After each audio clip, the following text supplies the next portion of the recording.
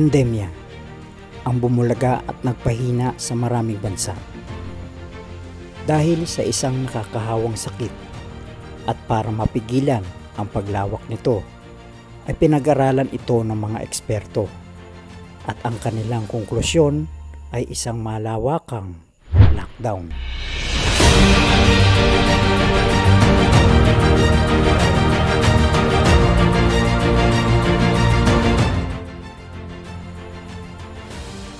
Dahil sa lockdown ay maraming tao ang nawala ng pag-asa.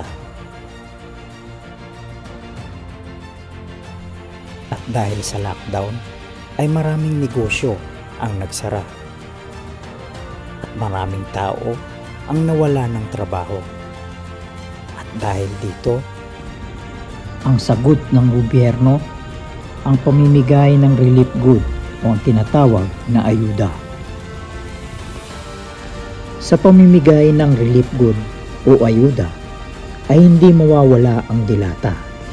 At tulad ng tanong ko sa aking sarili at maging ng karamihan, bakit nga ba walang ulo ang sardinas sa loob ng dilata? Bago natin umpisahan ang talakayan at kung gusto mo ang mga ganitong uri ng video, ay huwag mong kalimutang i-click ang notification bell at mag-subscribe ka sa aking channel para laging updated ka sa aking mga bagong video.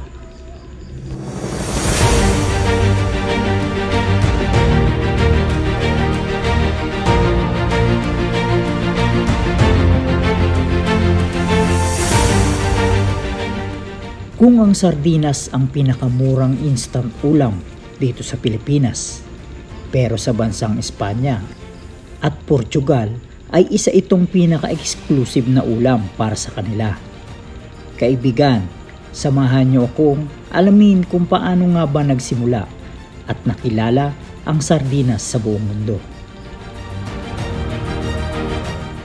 In the late 1700, ang bansang France ay nangangailangan ng solusyon kung paano wag masayang at maitapon ang mga sobra nilang huling isda. At dahil sa panahon ng unang pandaigdigang digmaan ay nangangailangan ang bansang France ng isang pagkain para sa mga sundalong Pranses para sa kanilang pakikipaglaban. Dahil dito ay naglabas ang bansang France ng pabuya sa halagang 12,000 French francs para sa makakagawa ng mas mabuting preservation method para sa kanilang mga sobrang huling isda. At isa na dito si Nicholas Appert na kumasa at nagwagi sa paligsahan. Siya ay tinagura ang father of the canning. Si Nicholas Appert ay isang professional cook na nagbukas ng isang shop sa bansang France. Ang pagpreserve ng mga matatamis tulad ng jams, juices, dairy products at mga gulay na walang halong pampalasa ang kanyang propesyon.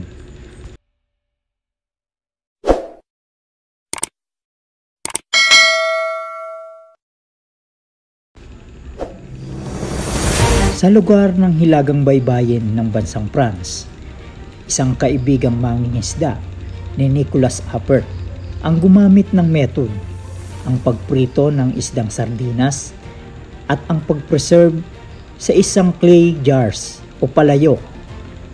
At sa panahong ito ay mas kilala na nating tawag na sardinas. Ang pagmarket ng dilatang sardinas ay mas lalo pang nakilala dahil sa mabilis nitong transportasyon sa buong mundo. Taong 1836 ay halos 30,000 na dilata ang kanilang naibebenta sa loob lamang ng isang taon. At noong 1880, 50 milyon na dilata ng sardinas ang kanilang nagagawa at nabibenta sa loob lamang ng isang taon.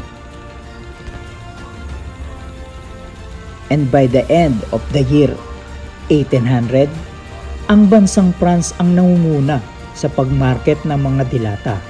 Sumunod ang Spain at Portugal.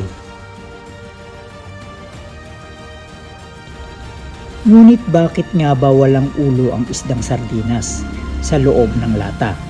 Naghanap ako ng impormasyon at ayon sa Quora.com ay mas mataas ang survey ng mga taong hindi kinakain ang ulo ng sardinas.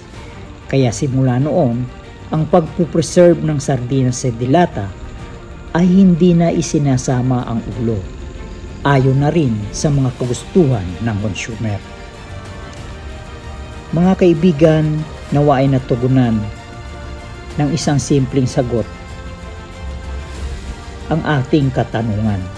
Para sa karagdagang impormasyon, narito ang mga ilang larawan kung paano nga ba nagsimula ang dilatang sardinas.